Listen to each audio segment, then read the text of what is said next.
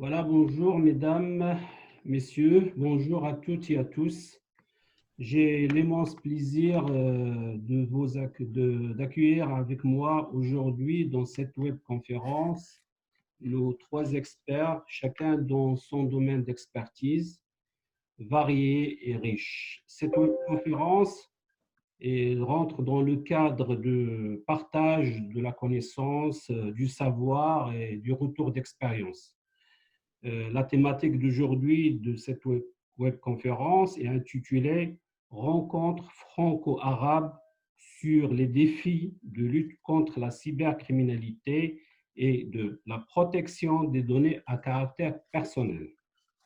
Cette webconférence a été organisée par l'Association internationale de lutte contre la cybercriminalité basée en France, présidée par M. Mohamed Chouki, en étroite collaboration du Centre marocain de recherche polytechnique et d'innovation présidé par professeur Youssef Bentaleb et le cabinet à Lorient Avocat présidé, associé par Madame Corinne. Je vous souhaite la bienvenue. Je vous invite, chers web participants, à accueillir avec moi nos trois invités. Et dans cette webconférence, il y a Madame Corinne TRH, j'espère que j'ai bien prononcé le nom, Madame, maître, et qui est avocate au barreau de Paris et associée au cabinet à Lorient Avocat, et professeur Youssef Bentaleb, qui est le président du Centre marocain de recherche polytechnique et d'innovation, et Monsieur Mohamed Chouki. Donc, lors de cette conférence, après un guise d'introduction de Monsieur Chouki et qui est en mot de bienvenue à nos participants, on va dérouler cette webconférence en trois parties. La première, elle sera présentée par Monsieur Youssef Bentaleb, qui va nous présenter un aperçu global de ce qui se fait au Maroc au niveau de la mise en place de différentes organisations et tout ce qui est lié à la cybercriminalité et la cybersécurité aussi. En deuxième partie, Maître Corinne, qui va nous donner un aperçu global sur, on peut dire, la loi LGBT ou la norme LGBT après 12 ans d'application sur l'Union européenne en général et en particulier en France avec son retour d'expérience. Et en troisième partie, M. Chouki qui va nous présenter les grands axes sur tout ce qui a été fait en Égypte pour faire face à la cybercriminalité. À vous la parole, M. Chouki, pour souhaiter la bienvenue à nos participants. Merci. Merci beaucoup, Monsieur le Président. Bonsoir à tous. C'est avec grand plaisir que notre association co-organise ce webinaire. Et je remercie tout d'abord professeur et maître Corinne d'avoir accepté notre invitation de participer à ce webinaire. Je remercie également les modérateurs. Et donc, je vous donne très rapidement quelques informations sur notre association. L'Association internationale de lutte contre la cybercriminalité est une association à but non lucratif destinée à s'intéresser aux différentes formes d'utilisation illicite des nouvelles technologies de l'information et de la télécommunication. Comme c'était mentionné par M. Laftimi, son siège social est basé à Paris. L'association a été fondée en 2006 et j'ai été élu plusieurs fois comme président de l'association. L'association a une durée de vie illimitée. L'association organise des réunions, des conférences, des séminaires et des congrès. Ces experts font des travaux de recherche sur la cybercriminalité. Ce soir, on accueille 2 experts parmi notre association, Maître Corinne Tarache et Professeur Bentaleb. À ce jour, nous avons organisé une trentaine de colloques et de conférences. Nous avons organisé des activités en France, en Afrique du Sud, au Maroc, en Égypte, en Australie, en Malaisie, aux États-Unis, au Liban, au Brésil, en Inde, en Tunisie et aux Émirats arabes unis. L'association rire des et internationaux afin qu'elles puissent faire des bureaux internationaux au Maroc. Notre bureau au Maroc est dirigé par le professeur Ben Taleb. Nous avons un autre bureau en Australie, au Liban et au Brésil. Un point important à mentionner, l'adhésion est totalement gratuite à notre association. Donc, le conseil d'administration examine le CV de demandeur et donne son avis positif ou négatif. L'association a le statut d'observateur aux Nations Unies et nous sommes régulièrement invités pour unique et de nouvelles technologies organisées par les Nations Unies pour donner notre avis consultatif. Nous participons également au FIC, organisé chaque année en France. Donc, c'était très rapidement une présentation sur l'association. Je vous souhaite tous et toutes un excellent webinaire.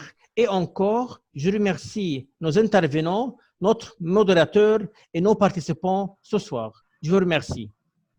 Merci, Monsieur Chaoukri, et merci pour ce mot de bienvenue, cette explication pour votre association qui a organisé cette webconférence en collaboration avec le Centre marocain de recherche polytechnique et d'innovation, avec le cabinet d'avocats Alorian Avocat qui est basé à Paris.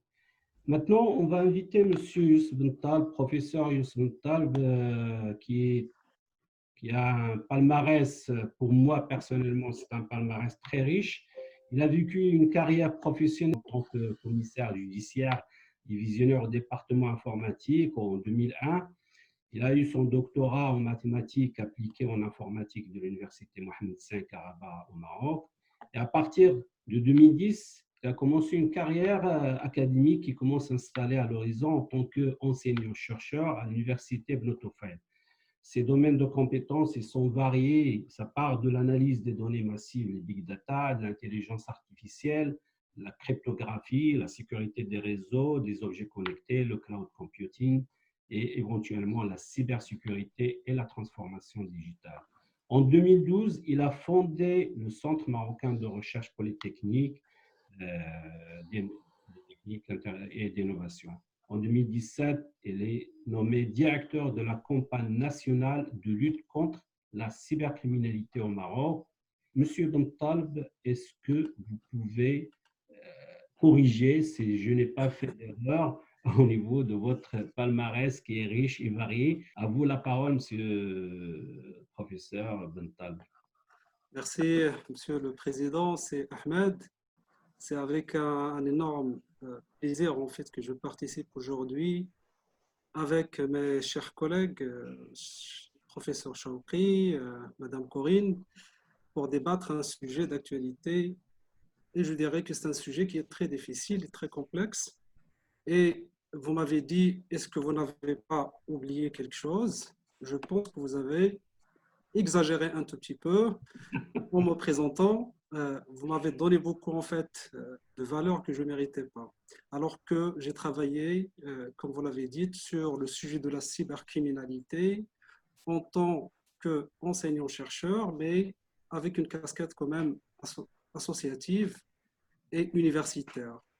Donc, avant de commencer, en fait, j'ai préparé une petite présentation pour débattre le sujet, mais je pense pour moi dans un volet plus ou moins philosophique, sans rentrer en fait dans les traditions en fait de ce sujet d'une manière académique. Mais avant de commencer, j'aimerais bien remercier infiniment cher collègue Dr Chaoukri, notre président en fait de l'Association internationale de lutte contre la cybercriminalité, d'avoir pris l'initiative de débattre ce genre de sujet vraiment d'actualité complexe, et également d'avoir invité aussi Madame Corinne pour son expertise dans le domaine en fait de numérique, en particulier le domaine en fait de la protection des données à caractère personnel RGPD. Donc, si vous permettez, Voilà, donc je vais commencer ma présentation. Donc déjà, je pense que vous avez commencé à me présenter en tant qu'enseignant-chercheur. Tout ce que vous avez en fait cité est vraiment le cœur en fait de mon métier. J'ai travaillé beaucoup, comme vous l'avez dit, sur l'aspect technique, surtout en fait de la cybersécurité, la protection des données, la cryptographie, ainsi de suite. Ça dans le cadre de l'université de Notofine en tant que chercheur à cette université, mais aussi en tant que président du Centre marocain de recherche polytechnique et d'innovation. J'avais eu l'occasion de travailler avec l'écosystème en fait de la cybersécurité au Maroc. Et je pense que c'est ça le point essentiel qui m'a permis en fait de comprendre ce volet-là en fait de la cybercriminalité, en fait de la cybersécurité, de proche et sur le terrain, en travaillant avec les ministères en charge, avec les ministères en charge, et également en travaillant aussi avec les citoyens lambda sur le terrain, à savoir que je suis également, peut-être vous l'avez pas mentionné, que je suis membre du task force du projet ESLMA. C'est un projet en fait de politique nationale pour la protection des enfants sur Internet au Maroc. Donc, sans tarder, j'ai préparé une petite présentation qui va, dans un premier lieu, parler un tout petit peu sur les enjeux de la cybercriminalité d'une manière globale et générale. Et puis, je passerai vers l'expérience marocaine pour rappeler en fait ce qui a été déjà mis en place comme politique en fait de cybersécurité pour faire face au problème de la cybercriminalité et également à la protection des données. Donc, pour être en fait pragmatique, le sujet de la cybercriminalité est un sujet très vaste et qu'on peut le voir sur deux échelles qui sont différentes. J'ai essayé de classer ça en deux échelles, échelle macro et échelle micro. Lorsqu'on parle d'échelle macro, c'est tout ce qui est en relation avec la sûreté de l'État, la sûreté numérique en fait de l'État, tout ce qui est en relation avec l'espionnage, les cyberattaques de grande ampleur, tout ce qui est en relation avec la surveillance de masse, ainsi de suite. Ça, c'est un volet qui vraiment, en contrepartie, on trouve une autre échelle micro, qui concerne en fait ce qui est courant maintenant chez le citoyen, tout ce qui est cyberharcèlement, usurpation d'identité, vol, fraude, etc., arnaque, ainsi de suite. Donc, ce sont deux volets distincts, deux échelles distinctes, et j'ai choisi quand même de parler en fait de ce volet-là qui est global et général, tout en s'inspirant du fait que la cybercriminalité aujourd'hui n'est pas maîtrisable. Ça, c'est un constat. C'est tout simple. Pourquoi? Parce que réellement, aujourd'hui, on maîtrise moins de 10% du trafic d'Internet. À savoir que peut-être pour les non-spécialistes, Internet peut être divisé en trois couches, trois parties. Il y a ce qu'on appelle l'Internet en fait de surface, ou bien le web surfacique. C'est notre quotidien, c'est les courriels, c'est les connexions aux réseaux sociaux, c'est les achats en ligne et tout ça. Et tout ça, il représente 10% du trafic d'Internet. Alors qu'il y a ce qu'on appelle un Internet profond, le deep learning, ou bien le deep web, estimé à 60 jusqu'à 75% du total du web. Et ce sont en fait des pages web qui ne sont pas indexées, c'est-à-dire que les moteurs de recherche, Google par exemple, ne peut pas, si vous tapez un mot quelque part sur Google, vous n'aurez rien comme information. Alors, il fallait avoir une adresse quand même spécifique pour pouvoir accéder à ce genre en fait, de page web. Et sans oublier le web sombre aussi, le dark web. Donc, aussi, ça, c'est en fait, c'est la facette noire en fait, de l'Internet.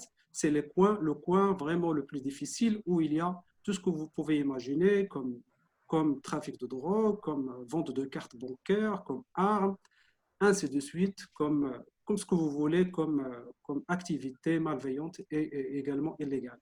Donc, tout ce que nous maîtrisons jusqu'à maintenant, c'est 10%. C'est ça ce qui est difficile en fait pour le sujet. Et pour cette raison-là que j'ai essayé en fait d'articuler mon intervention sur 3 axes. Premièrement, je vais parler de la complexité de la lutte contre la cybercriminalité. Je passerai ensuite pour dire un petit mot sur ce qui a été réalisé au Maroc comme stratégie. Et puis, je termine par le choix de 2 exemples, si vous voulez, des défis liés à la protection des données personnelles aujourd'hui. Donc, pourquoi la cybercriminalité elle est très complexe? Parce que déjà, les dégâts économiques sont estimés à 600 milliards de dollars par an. C'est-à-dire chaque année, les estimations, c'est 600 milliards de dollars pour comprendre l'ampleur ou bien l'ordre de grandeur de ce chiffre-là. Donc, c'est équivalent au fonds qui a été en fait débloqué pour la relance économique de l'Union européenne dernièrement, suite en fait pour faire face aux inconvénients, si vous voulez, économiques en fait de Covid-19. Donc, c'est un montant très grand, vraiment, et colossal. Donc, la cybercriminalité, sans rentrer dans la langue du bois, quand même, on est quand même des universitaires, il faut dire qu'au-delà des réglementations de la cybercriminalité, il y a des enjeux. Des enjeux qui sont politiques, des enjeux technologiques et également des enjeux économiques. On va essayer de voir grosso modo exactement de quoi il s'agit. Donc, la lutte contre la cybercriminalité nécessite, à mon avis, une collaboration avec les géants d'Internet. Donc, s'il n'y a pas de collaboration, on ne peut pas lutter contre la cybercriminalité. Et alors que toute stratégie en fait, de lutte contre la cybercriminalité, de n'importe quel État, elle doit impérativement passer à travers la collaboration avec la partie dominante en fait, du digital, à savoir les géants d'Internet, les GAFAM, Google, Apple, Facebook, Amazon et Microsoft. Donc, tout le travail de lutte contre la cybercriminalité doit passer par eux impérativement. Pourquoi ça? Ce n'est pas au hasard. Pourquoi? Parce que, premièrement, les GAFAM, ils constituent aujourd'hui une puissance technologique. Ils contrôlent le trafic du web, ça veut dire l'autoroute en fait d'Internet. Ils détiennent en particulier la technologie et les infrastructures. À savoir aujourd'hui qu'il y a à peu près 400 câbles sous-marins reliant le monde entier d'un total de 1,2 million de kilomètres.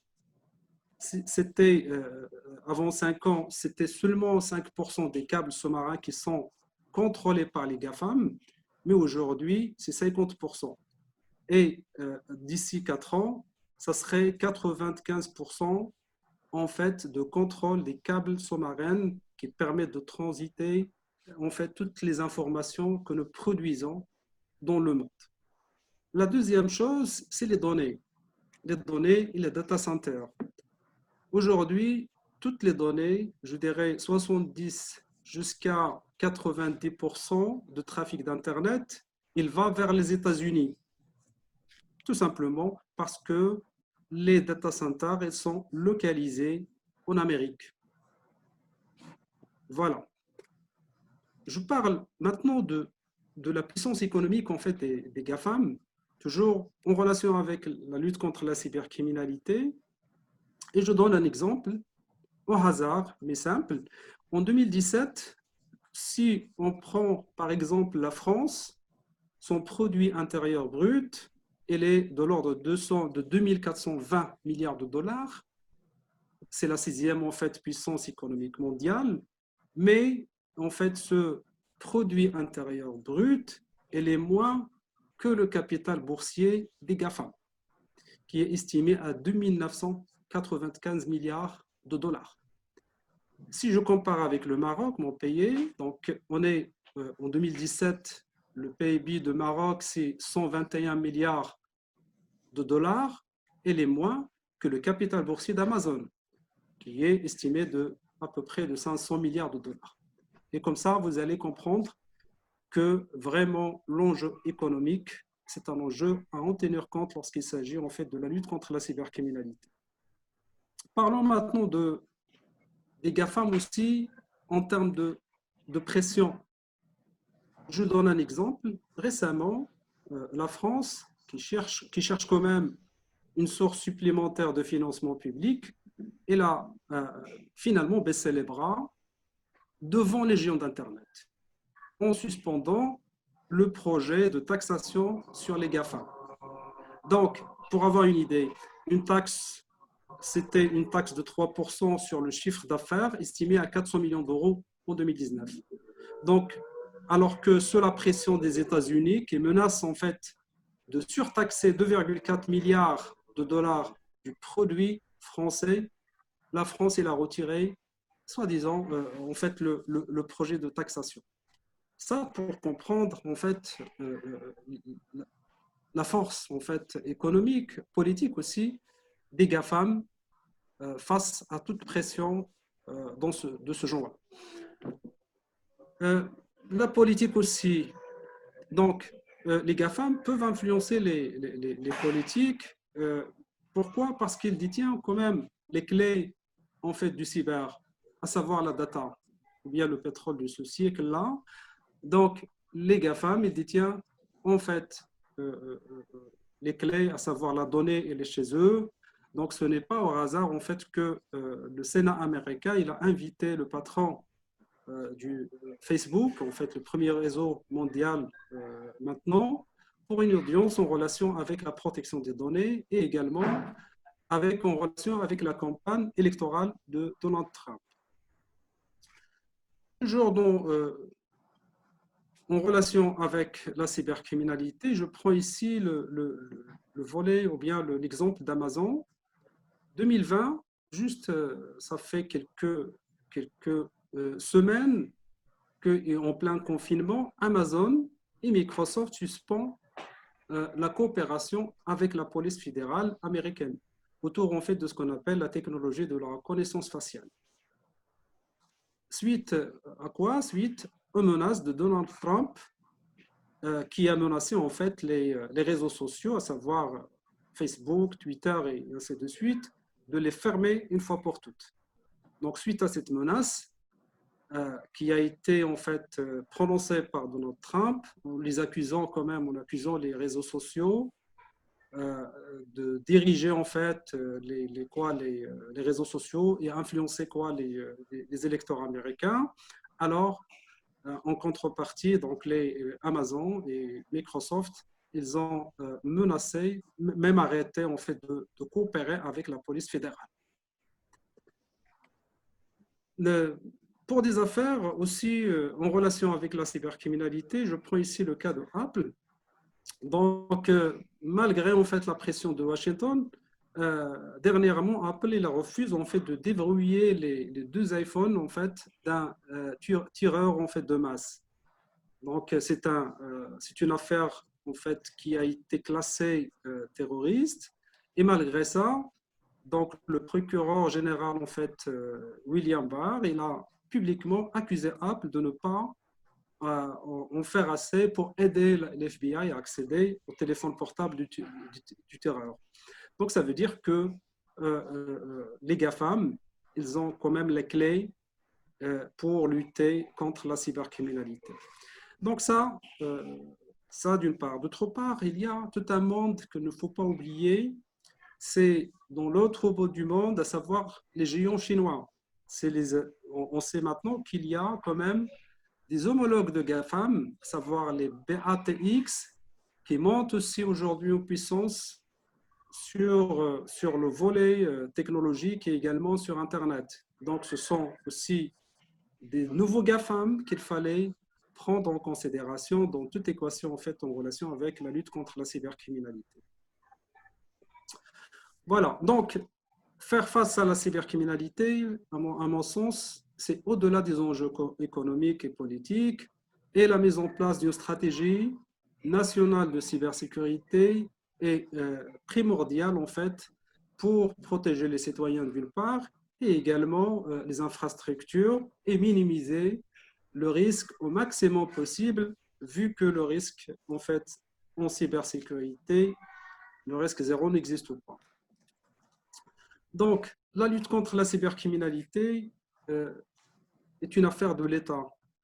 Elle nécessite quand même une approche multidimensionnelle, à savoir une dimension technique, dotée d'une infrastructure sécurisée, avoir un équipement ou bien des équipements de pointe, une dimension aussi juridique, en fait, mettre en place des textes de loi évolutifs et actualisés, et également une dimension organisationnelle, ça veut dire les institutions spécialisées efficaces qui travaillent dans l'opérationnel pour faire face à la cybercriminalité, mais surtout une quatrième dimension, à savoir le capital humain.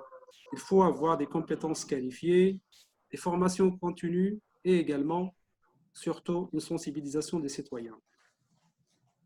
Mais quoi pour le Maroc? Pour le Maroc, il a une stratégie quand même de lutte contre la cybercriminalité, ou bien une stratégie de cybersécurité qui couvre les trois volets en fait, technique, juridique et organisationnel.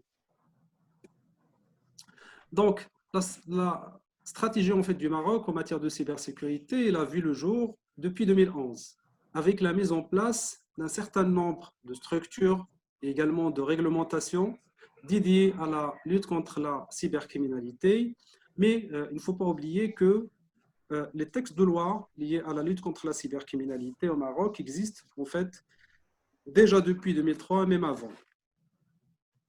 Donc, sur le plan stratégique, la base en fait, stratégique en fait, de la cybersécurité au Maroc, elle est datée en 2011 lors de la création de ce qu'on appelle le comité stratégique de la sécurité des systèmes d'information, présidé par le ministère ou bien le ministre chargé de l'administration de la défense nationale. C'est l'autorité, en fait, cette commission, ou bien ce comité-là, donc c'est l'autorité chargée de définir les orientations stratégiques en matière de sécurité des systèmes d'information au Maroc. Donc, il est composé de représentants de divers départements ministériels, de la défense nationale et également des régulateurs des télécoms. Aussi, la Direction générale de la sécurité des systèmes d'information, ça c'est aussi une structure, la DGSSI, qui relève en fait de la Direction de la défense nationale. Cette structure-là, donc, elle est chargée de l'élaboration et la mise en œuvre en fait de la stratégie de l'État en matière de sécurité des systèmes d'information. Ce sont si vous voulez, deux entités, le comité stratégique qui trace en fait la politique générale et la direction générale de la sécurité des systèmes d'information qui veille sur la mise en application et la mise en œuvre en fait de cette politique-là de cybersécurité. Sur le volet opérationnel, c'est-à-dire sur le terrain, c'est en général la Direction générale de la Sûreté nationale, la DGSN, donc avec ses 29 brigades régionales de lutte contre la cybercriminalité. C'est encore la gendarmerie royale avec ses laboratoires d'investigation numérique. C'est aussi le Centre marocain d'alerte et de gestion des incidents informatiques, le MACERT, chargé en fait de la veille numérique. Et c'est encore l'Agence nationale de réglementation des télécommunications, l'ANRT. C'est aussi la Commission nationale de contrôle de la protection des données à caractère personnel, la CNDP, et récemment, c'est l'Agence aussi de développement digital, ADD, qui a été récemment créée pour accompagner le monde digital et en relation bien sûr avec l'administration électronique. Voilà, donc ça, c'est le volet opérationnel qui a une relation avec le terrain, mais finalement, le volet juridique, ça, c'est important. Le Maroc, dans l'absence maintenant de ce qu'on appelle un code du numérique, il y a tout un arsenal juridique de textes de loi qui gèrent en fait cette problématique de la cybercriminalité. Et là, je peux citer quand même la loi 0703 sur l'atteinte au système de traitement des données, la loi 5305 sur l'échange électronique des données juridiques, la loi 3108 édictant des mesures de protection des consommateurs, la loi 0908 relative à la protection des données personnelles, et finalement, je peux dire qu'actuellement, il y a toute une loi 05020 relative à la cybersécurité qui est en cours en fait d'adoption. Sur le plan conventionnel ou bien international, le Maroc il a adhéré à plusieurs conventions internationales en matière de protection de données, en matière de cybercriminalité. Je cite là la Convention internationale dite de Budapest relative à la cybercriminalité.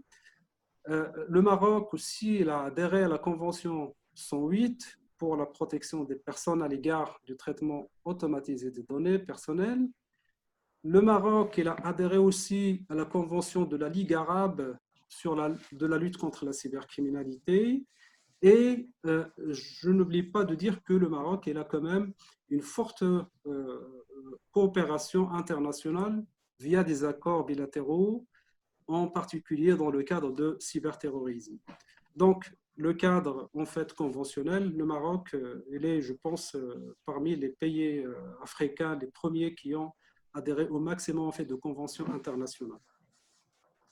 Bon, pour ne pas tarder, je termine par cette troisième partie qui est en relation avec les défis de la protection des données à caractère personnel.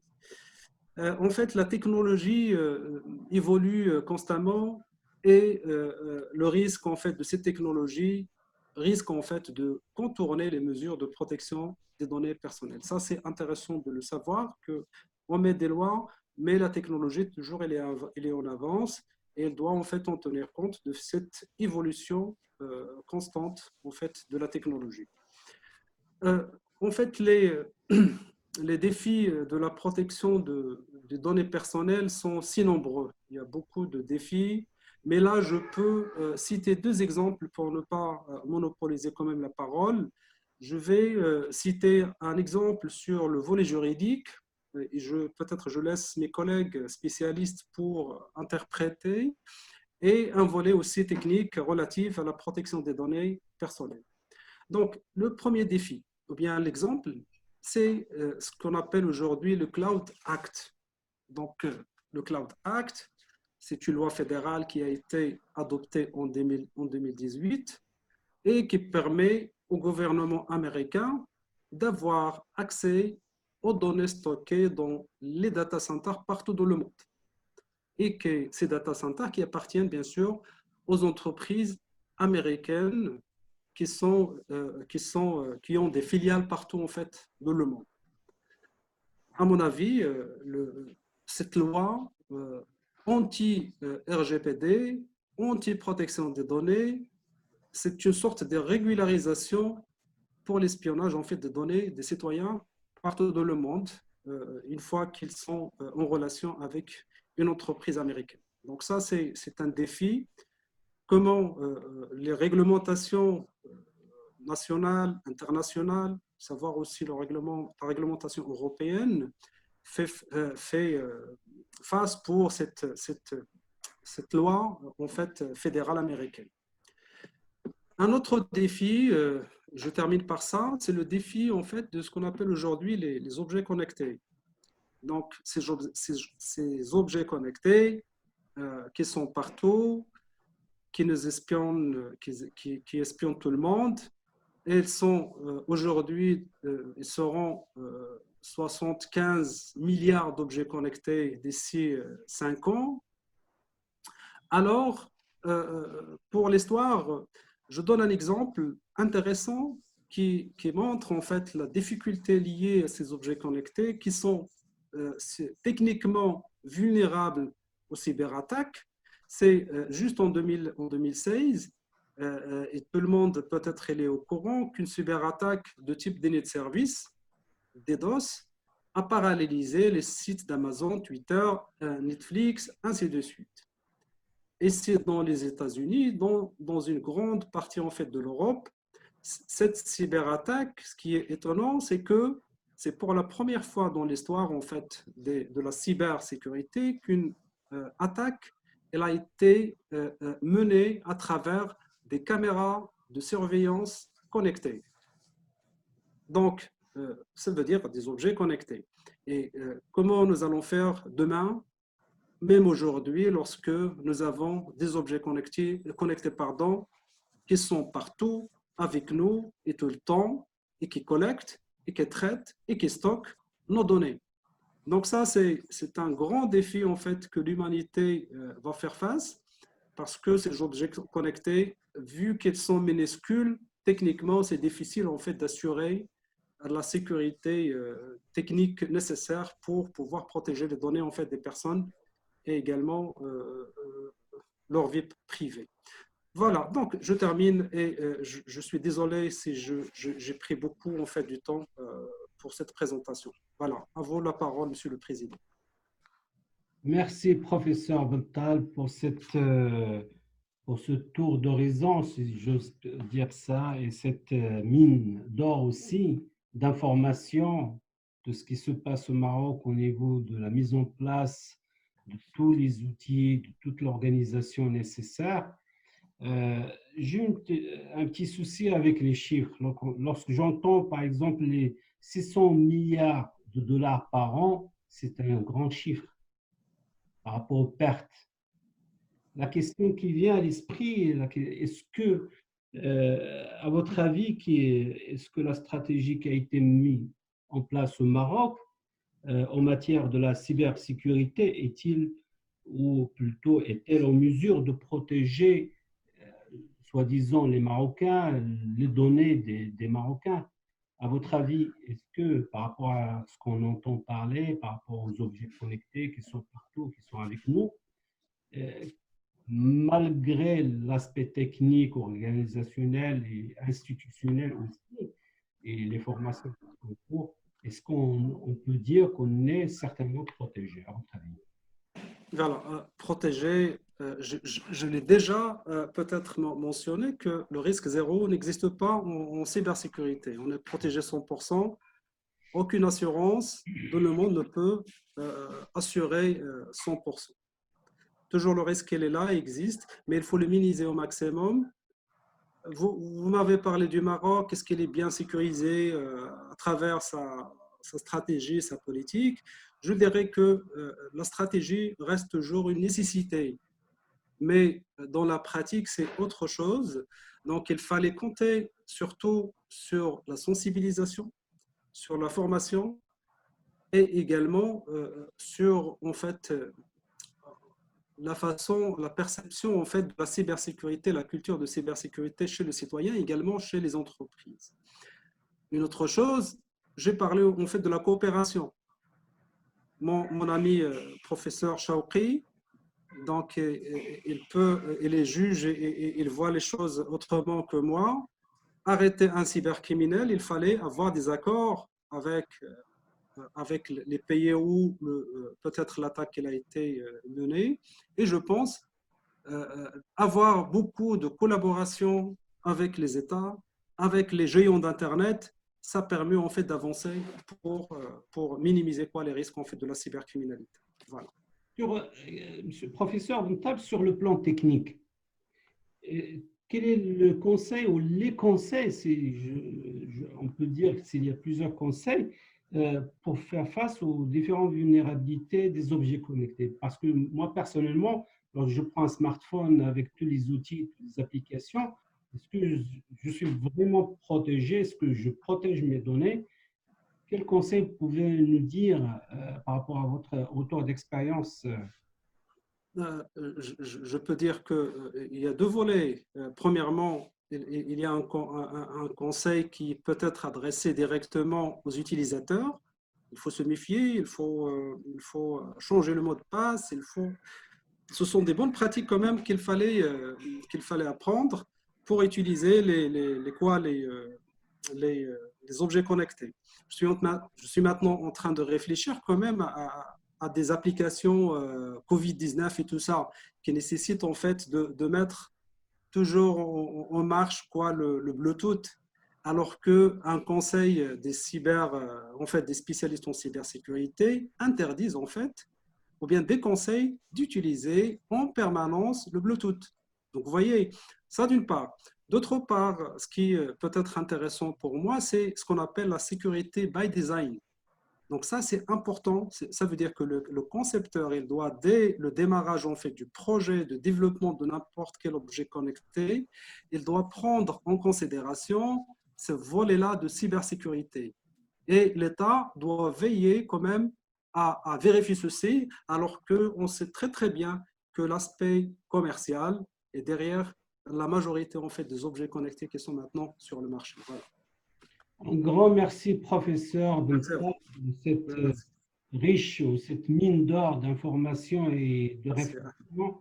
Et je suis toujours dans cette approche qui dit apprendre, c'est pour comprendre. On est là pour apprendre et on va essayer de comprendre comment on peut vivre avec ces outils, avec ces objets et pour faire face à des menaces qui sortent de nulle part via le numérique. Maintenant, on va passer à la deuxième partie de cette webconférence avec Maître Corinne DRH, qui est avocat au barreau de Paris depuis 1994. Il est aussi associé au cabinet d'avocats d'affaires à Lorient, dont il dirige le département droit des technologies du numérique et droit de l'innovation et la propriété intellectuelle. Maître Corinne DRH intervient à des colloques. Il dirige aussi les travaux de réflexion, et il contribue à de nombreux rapports et à partir de cette richesse d'expérience, il publie sans modération régulièrement des articles. Il dispense aussi des formations, notamment en matière de la cybersécurité et de la protection des données personnelles. Il intervient aussi dans le cadre des DUE au niveau des thématiques de la cybercriminalité et du management de la donnée à l'Université de Montpellier. Il est expert auprès du Conseil de l'Europe et de la Commission européenne dans le cadre de la mission de lutte contre la cybercriminalité. Maître Corinne est également membre du comité éthique de la vidéoprotection de la ville de Paris. Bonsoir, Maître Corinne.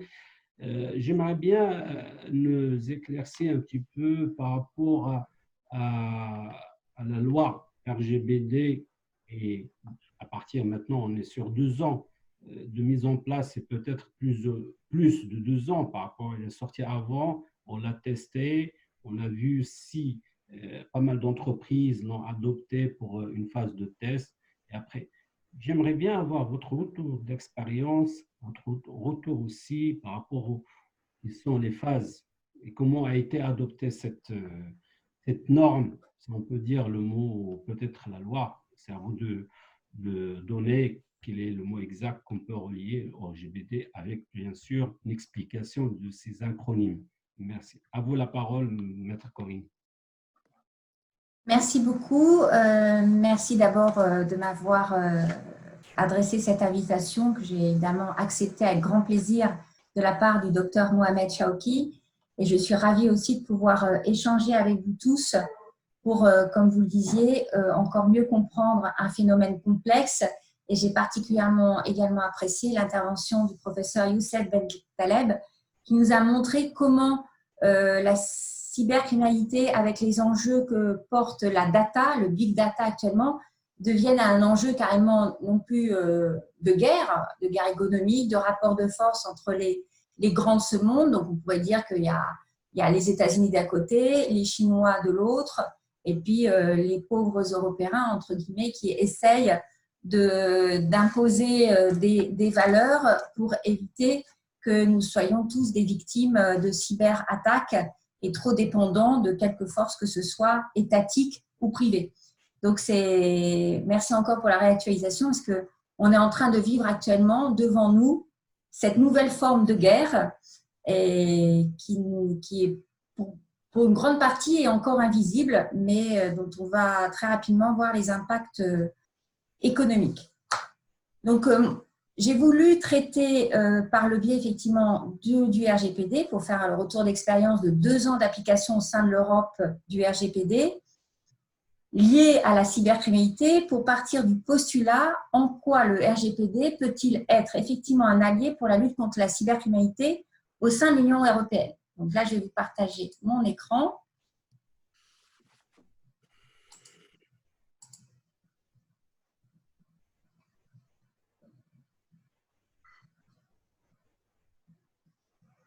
Parce qu'effectivement, on peut dire soit d'un côté, le RGPD, protection des données à caractère personnel, permet de lutter contre les attaques, mais aussi d'un autre côté, et c'est ce qu'on va voir à la fin de ma présentation, ça peut être aussi un obstacle pour mener éventuellement des enquêtes et pour permettre aux autorités étatiques de trouver les coupables derrière les attaques de cybercriminalité. C'est aussi un des exemples dans le cadre de la précédente présentation qui permettait aussi d'illustrer cet état de fait.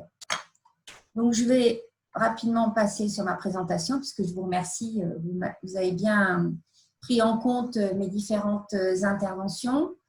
Je suis aussi, en tant qu'avocat, évidemment, en charge parfois de dossiers qui concernent la cybercriminalité, de près ou de loin.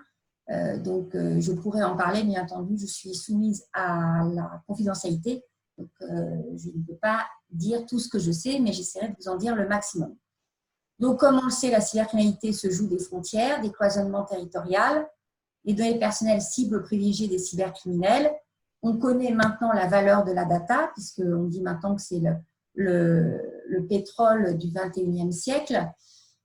Et que face à cette valeur, nous avons évidemment de plus en plus de personnes qui sont désireuses de pouvoir atteindre les données personnelles qui sont source de valeur en ayant des recours à des technologies en perpétuelle évolution, les rétrovirus, les chevaux de Troie, les logiciels malveillants, les ransomwares. Et tous les jours, nous avons des nouvelles technologies. Et comme vous l'avez effectivement, professeur Bentaleb, souligné au départ, le problème, c'est que le droit, la loi, est moins rapide que la technologie. Et comme on dit souvent en France, il faut avoir une législation qui soit aussi pérenne que nous l'avons eu dans le cadre de notre code civil ou code pénal, qui date de l'ère napoléonienne, et qui pour autant, on n'avait pas l'obligation de modifier à chaque évolution technologique, sauf que maintenant, on se rend compte que l'évolution technologique va tellement rapidement que parfois, on se retrouve avec des textes qui n'étaient pas forcément adaptés à l'évolution des usages ou des technologies. Donc, la définition au sens de la Commission européenne a été donnée en 2007. Les infractions pénales commises à l'aide de réseaux de communication électronique et de systèmes d'information ou contre ces réseaux et systèmes entrent dans la catégorie de la cybercriminalité. C'est une notion polymorphe qui a aux conséquences dramatiques pour les particuliers et pour les entreprises. Parce que c'est vrai qu'on dit que ça a un grand impact au niveau des États. Donc, il y a les guerres économiques des États, mais il y a aussi entre particuliers, des entreprises. Et c'est vrai que dans ce cadre-là, on peut renvoyer la responsabilité à l'État, mais on s'est rendu compte très vite qu'il fallait responsabiliser tout le monde. Et c'est vrai que les conseils que l'on indique sous la catégorie de hygiène informatique sont souvent des conseils que l'on adresse à tout à chacun, sensibilisant très tôt les enfants notamment. Et on sait qu'avec tout ce qu'on a dû faire à distance, avec le passage des examens à distance actuellement, ou de suivi de cours d'étudiants, voire même de jeunes enfants en primaire à se mettre à suivre des cours en webinar via Teams ou Zoom, ça pose effectivement des problèmes. Et on a vu aussi à l'occasion de cette période de Covid-19 qu'on a eu une recrudescence des actes frauduleux informatiques. On a eu des attaques de rançongiciels des systèmes de ville de Marseille, notamment en France, métropole ex-Marseille. Également s'agissant d'attaques visant les établissements hospitaliers, publics ou privés, puisque par définition, les hôpitaux ou les laboratoires aussi d'analyse ont des données médicales sensibles et qui sont convoitées, puisque quand c'est vendu sur le marché de la data, nous avons d'un côté les données bancaires, de cartes bancaires qui sont à grande valeur ajoutée, mais on a aussi les données de santé qui sont très, très importantes pour un cyberattaquant qui voudrait monnayer les données. Donc, je suis d'accord, le risque zéro n'existe pas et on a coutume de dire aussi que ce n'est pas la question si on va être attaqué qu'il faut se poser, mais en réalité quand. Et quand on dit qu'en France, que 9 entreprises sur 10 ont été touchées par des attaques ou des tentatives d'attaque pour un coût de moyen de 1,3 million, c'est récent en fait ce phénomène dans le sens où avant on parlait du chiffre noir, puisque souvent les entreprises quand elles étaient attaquées, d'abord elles ne s'en rendaient même pas compte, elles ne le voyaient pas, elles ne pouvaient pas le constater, et même si elles le constataient, elles avaient toujours des réticences à déposer plainte, même si les avocats on leur disait mais si il faut le faire, parce qu'il y avait un moment donné, s'il y avait un procès, ça pouvait être publié bien entendu dans les journaux, et donc ce qu'on appelle une atteinte à l'irréputation, c'est-à-dire on pointait du doigt le fait que l'entreprise n'avait pas pris les mesures nécessaires et suffisantes pour protéger les données qu'elle disposait, que ce soit à l'égard de leurs salariés ou de leurs clients. Donc, ça posait un problème. Donc, mais là, il y a une évolution des mentalités qui fait qu'il y a une prise de conscience au fait que c'est un phénomène majeur qui est en croissance. Je ne vais pas rappeler les chiffres qui ont été donnés, mais quand on voit effectivement 600 milliards, c'est extrêmement important. Moi, ça représente 0,8% du PIB mondial pour s'en rendre compte. Et là, il faut qu'il y ait une prise de conscience globale. Donc, le lourd bilan de la cybercriminalité, je passerai rapidement puisqu'on en a parlé. Donc, brève chronologie de l'adoption du RGPD. Le RGPD, dans la boîte à outils des outils législatifs européens, a été présenté comme un outil, un moyen pour compléter l'arsenal que nous avons de lutte contre la cybercriminalité. Donc, le RGPD, dans le considérant, c'est très clair, est vraiment présenté et vu comme étant un outil, un allié de la lutte contre la cybercriminalité. Le 27 avril 2016, après une genèse un petit peu longue, nous avons le paquet européen de protection de données à caractère personnel qui est adopté. Vous avez le règlement, le RGPD, et on a aussi une directive dont on parle moins, mais qui est aussi intéressante pour la lutte contre la cybercriminalité, qui est la directive police-justice et qui concerne tout ce qui est fichiers et traitements, des contraventions, des sanctions pour lutter, pour la prévention, etc., pour lutter contre la criminalité de manière générale. Et donc, ce règlement est entré en vigueur le 27 avril 2016, mais il y avait une entrée en application 2 ans après, le 25 mai 2018, donc il est entré en application au sein de l'Union européenne, donc jusqu'au départ de la Grande-Bretagne avec le Brexit, c'était 28 pays de l'Union européenne qui étaient harmonisés via le RGPD. Le souci, c'est qu'au même moment, aurait dû entrer en application le projet de règlement e-privacy qui est toujours en discussion actuellement. Donc, vous voyez un peu, nous sommes en 2020, dont on annonce certainement l'entrée en application maintenant peut-être fin 2020 ou 2021, qui avait pour but, dans le cadre de ce RGPD, qui est un règlement général, de plus viser ce qu'on appelle les cookies et autres traceurs dans le domaine des communications électroniques. Et là, pour le moment, je ne parlerai que du RGPD. Donc, vous avez récemment la Commission européenne qui a publié un rapport le 24 juin 2020 qui fait apparaître que le RGPD a atteint la plupart de ses objectifs au sein de l'Union européenne. Donc là, je vais vous présenter tout au long d'un fil rouge qui est de répondre à la question dans quelle mesure le RGPD s'est-il imposé comme un outil efficace dans la prévention et la lutte contre la cybercriminalité au sein de l'Union européenne. Mon argumentation selon 2 rubriques.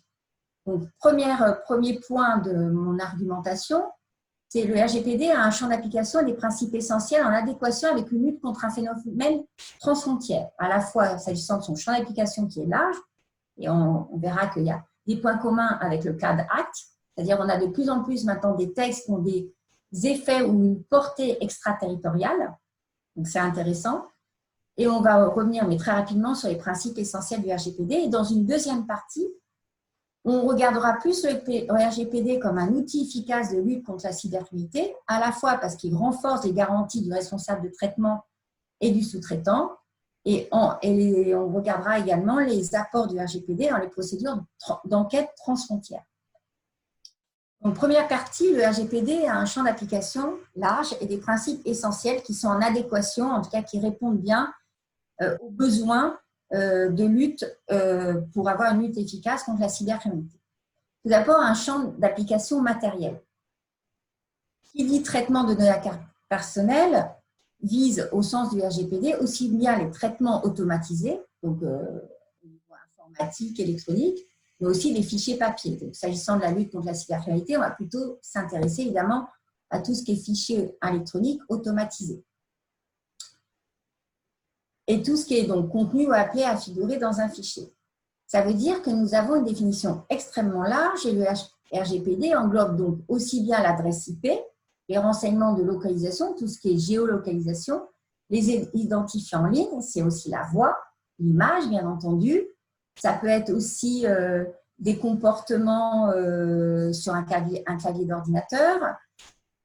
Voilà, tout ça, ce sont des données à caractère personnel et à caractère personnel dès lors que ça peut permettre d'identifier directement ou indirectement de remonter à une personne physique, ce qui permet donc du coup d'englober énormément d'informations qui circulent sur Internet.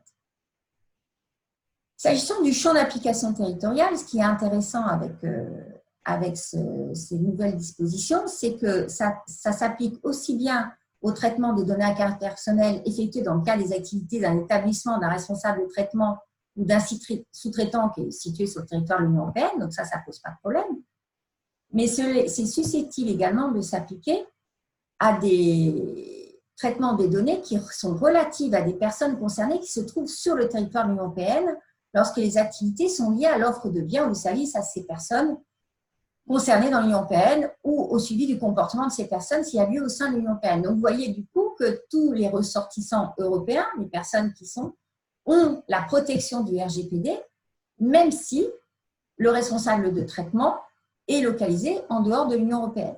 Il devra se conformer au RGPD. Et troisième critère d'application du RGPD, c'est quand le traitement des données à caractère personnel est effectué par un responsable de traitement qui n'est certes pas établi dans l'Union européenne, mais dans un lieu où le droit d'un État membre s'applique en vertu du droit international public. Donc, avec tous ces critères, nous aboutissons à un champ d'application très large qui est donc adapté à la cybercriminalité, puisqu'on a vu d'entrée de jeu que c'est un phénomène global qui est transfrontière et qui se dépasse largement les frontières. Principe essentiel du RGPD. La question que s'est posée le législateur européen, et pour mémoire, la France est historiquement le premier pays qui a légiféré en matière de protection des données à caractère personnel. À une époque, évidemment, il n'y avait pas encore Internet, puisque la loi historique, c'est la loi du 6 janvier 1978, et à l'époque, c'était pour protéger les Français, les citoyens français à l'égard des fichiers étatiques. Voilà. Mais maintenant, on voit bien qu'on peut se protéger des États, mais aussi on doit se protéger de sociétés ou d'individus qui seraient motivés par des intentions malveillantes, voire carrément criminelles. Et donc, la question, c'est de se dire que quand on collecte des données, c'est à quelle finalité et est-ce que toutes les données sont nécessaires pour répondre à cette finalité. C'est-à-dire qu'on se rend compte que souvent, les entreprises peuvent collecter, par exemple, des dates de naissance, mais en réalité, est-ce qu'elles ont besoin de la date de naissance simplement pour vous adresser à un abonnement à un journal? On pourrait se poser la question en toute transparence. Et donc, ça permet aux entreprises, dans le cadre du RGPD, de faire le tri des données qui sont nécessaires d'être collectées par rapport à celles qui ne le sont pas. Et si ça ne l'est pas, effectivement, on ne les collecte pas, on ne les sauvegarde pas et on les supprime et voilà, on ne les rentre même pas dans nos fichiers. Donc, il faut limiter les finalités, il faut minimiser les données selon le principe que je vous ai rappelé. Il faut que les données soient exactes, il faut limiter la conservation de la donnée. C'est-à-dire qu'il faut que la durée de conservation de la donnée soit proportionnelle et en corrélation avec la finalité poursuivie. Et encore une fois, plus on collecte des données, plus on les conserve longtemps, s'agissant des entreprises, plus évidemment on expose les tiers dont on a collecté les données à avoir leurs données hackées par des cybercriminels. Et dernier point, il faut s'assurer de l'intégrité et de la confidentialité de la donnée, c'est-à-dire il faut s'assurer qu'on a pris toutes les mesures en matière de cybersécurité pour que ces données, là où elles sont hébergées, ne puissent pas être effectivement hackées par un cybercriminel. Donc, vous voyez que ces principes essentiels sont un atout pour la cybersécurité, donc notamment pour la lutte contre la cybercriminalité. Et pour ce faire et pour s'assurer que les entreprises mettent en place ce dispositif de RGPD, évidemment, il y a eu des sanctions dissuasives qui ont été appliquées. Leur montant, puisque je vous rappelle que ça peut aller jusqu'à 20 millions d'euros, donc c'est très important. Et puisque on a aussi un critère de pourcentage du chiffre d'affaires, ça peut aller de 2 jusqu'à 4% du chiffre d'affaires monde selon le type des violations. Donc, c'est si bien que nous avons eu déjà un certain nombre de condamnations sur ces critères-là, notamment à l'égard de grands acteurs comme les GAFA, qui n'avaient pas pris les dispositions qu'ils auraient dû prendre en matière de cybersécurité. Donc, renforcement des garanties du responsable du traitement et du sous-traitance. Pourquoi ? On a parlé du changement de paradigme dans le sens où avant, il suffisait de faire une déclaration de traitement et de fichiers de données et la CNIL éventuellement, donc la CNIL qui est, je vous rappelle, l'autorité compétente en la matière en France pour faire en sorte que le RGPD soit bien appliqué par chacun des acteurs. Et avant, c'était un système déclaratif et c'était à la CNIL d'aller regarder s'il n'y avait pas de problème. Maintenant, on a responsabilisé les acteurs. C'est-à-dire, on s'est rendu compte que ça ne suffisait pas. Il fallait que tout le monde ait conscience que les données, c'était précieux et qu'il fallait faire en sorte que celles-ci soient protégées, d'autant plus quand on collectait et qu'on conservait des données qui étaient des données de personnes tierces. Parfois même, on les collectait sans leur avis, d'où tout le mécanisme de recueil du consentement, etc. Et donc, l'obligation c'est ce qu'on appelle l'accountability, c'est-à-dire le fait de se dire que quand je collecte une donnée, quand je mets en place un fichier, je dois répondre à certaines questions et documenter le fait que j'ai répondu à toutes ces questions, c'est-à-dire de savoir est-ce que les données sont strictement nécessaires à la finalité que je poursuis, quelle est la durée qui est légitime et qui est en adéquation et en proportionnalité avec la finalité que j'ai déclarée. Donc, tout ça doit être ce qu'on appelle documenté et ce qu'on appelle le DPO doit recueillir ça dans un registre. Comme ça, quand il y a un contrôle de la CNIL, la CNIL peut tout de suite regarder là où il y a des failles et là où il n'y a pas de dispositions qui ont été prises en conformité avec le RGPD. Et dans le cadre du RGPD, il y a une obligation générale de sécurité qui a été imposée.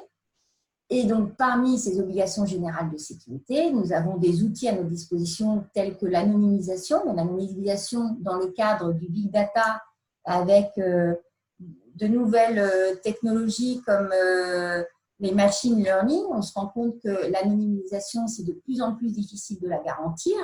Et il y a récemment, le G29 a pris une disposition en disant qu'elle alertait tous les acteurs de veiller à vérifier régulièrement que l'anonymisation, les conditions de l'anonymisation étaient réunies, parce que on pouvait tout penser en toute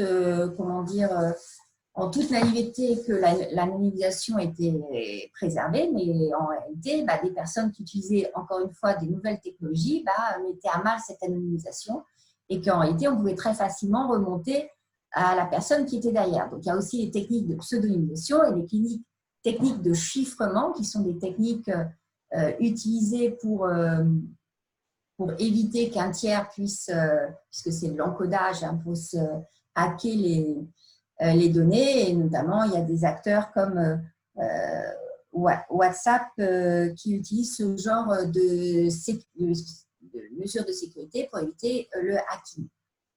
Et il y a effectivement le principe que vous avez également rappelé, monsieur le professeur, de privacy by design et de security by default aussi, c'est-à-dire que tout nouveau outil qui est mis en place par une société, notamment quand vous développez des applications, des logiciels, quand vous mettez en place des nouveaux objets connectés, que ce soit une montre connectée, que ce soit un pèse-personne connecté, une vidéo une caméra de surveillance ou de vidéoprotection, comme on l'appelle aussi en France, en fonction des circonstances, tout ça, il faut veiller qu'il y ait des systèmes qui dès en amont et pas après, ce n'est pas une brique de technologie qu'on va mettre après, c'est en amont, les développeurs et les concepteurs de ces nouveaux produits technologiques doivent prendre en compte cette sécurité qui est essentielle à la lutte contre la cybercriminalité. Donc, le REGI, j'en ai parlé rapidement. Il y a aussi cette obligation où, dès qu'un acteur est victime d'une faille ou d'une violation de son traitement, elle doit le notifier à la CNIL, donc dans un délai très court de 72 heures. Et dans ce délai-là, en général, on le fait très rapidement dans les 24 heures.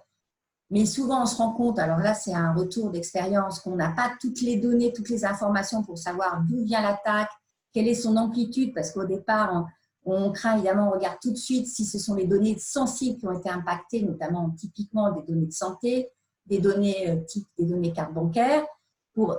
Mais bon, le conseil, c'est tout de suite notifier à la CNIL. On n'attend pas d'avoir toutes les informations pour le faire, parce que dans les 72 heures, on n'a pas toutes les informations. Et là, on fait en fait une étude d'impact. On se dit, voilà, est-ce que potentiellement, nous avons beaucoup de personnes qui ont été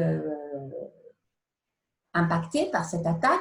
Si les données sont de nature telle que ça veut dire que c'est un impact de nature très, très sensible. Et là, se pose la question aussi de carrément devoir, dans les meilleurs délais, également en informer les personnes concernées, donc les personnes dont les données ont été hackées, pour qu'elles puissent prendre des dispositions du style bloquer sa carte bancaire, etc., auprès de la banque. Et là, vous voyez qu'il faut utiliser les moyens les plus efficaces pour éventuellement informer les personnes. Donc, en général, ça peut être via soit un mailing, si on a évidemment les emails tout de suite pour informer, soit si c'est vraiment de très grande ampleur, on pourrait tout à fait considérer qu'un des moyens, ce serait un message à la radio, comme on voit par exemple dans le domaine des accidents sur par exemple des pièces détériorées dont qu'on a constaté la dangerosité pour des voitures, par exemple, où on fait des rappels carrément de voitures. Voilà, on pourrait imaginer une communication de grande ampleur de ce point de vue-là. Et donc, on s'est rendu compte quand même qu'il y a eu beaucoup d'amendes qui ont été prononcées pendant ces 2 dernières années, donc d'application du RGPD, concernaient énormément les mesures de sécurité qui n'avaient pas été mises en place de manière correcte. Et on a eu, par exemple, une condamnation de Uber qui n'avait pas mis les mesures nécessaires en place pour protéger ses salariés. Et de mémoire, Uber avait été sanctionné à hauteur de 400 000 €, donc on commence à avoir des sanctions hyper importantes. Vous avez en décembre 2019, vous avez une société allemande dans le télécom qui a été condamnée, elle, à 9,55 millions d'euros pour défaut de respect de l'obligation de sécurité. Et encore récemment, British Airways, donc ça c'est le Royaume-Uni, 216 millions d'euros à l'égard de British Airways, puisqu'il a été constaté qu'ils avaient mis en place un mauvais dispositif de sécurité qui a conduit à des vols de données personnelles d'un demi-million de clients dans une attaque informatique qui a été révélée en septembre 2018. Donc, vous voyez là, en gros, on ne rigole pas. Et malheureusement, c'est en tapant très, très fort financièrement, comme on dit, dans le porte-monnaie des acteurs économiques, que ceux-ci ont pris la mesure de l'importance de se mettre en conformité. Donc, les axes d'action de la CNIL en matière de cybersécurité et de cybercriminalité, de lutte contre la cybercriminalité, c'est poursuivre la sensibilisation du public, changement des mots de passe, évidemment avec le nombre de caractères suffisant. Et évidemment, il ne s'agit pas de mettre simplement son nom et sa date de naissance ou ses initiales. Accentuer l'accompagnement des entreprises et des collectivités, accroître la visibilité et la lisibilité de la politique répressive et renforcer les liens de l'écosystème. Donc, on se rend compte que dans ce cadre-là, les apports du RGPD dans les procédures d'enquête transfrontières sont très, très précieux. Mais d'un autre côté, l'efficacité des mécanismes d'entraide judiciaire sont encadrés puisque, bien entendu, on ne va pas livrer éventuellement, on ne va pas coopérer avec des États qui ne présenteraient pas une protection des données à caractère personnel qui est en adéquation avec le standard européen au travers du RGPD. Donc, il y a des mécanismes qui ont été mis en place pour que chacun des États offre les garanties nécessaires pour qu'un État européen n'ait pas de crainte de coopérer à l'extérieur de l'Union européenne. Bien entendu, il y a des dérogations dans les situations particulières, quand il y a des motifs d'intérêt public ou aux fins des intérêts légitimes impérieux poursuivis par le responsable de traitement. Effectivement, dans ce cas-là, il faut aller vite. Le principe est dérogé.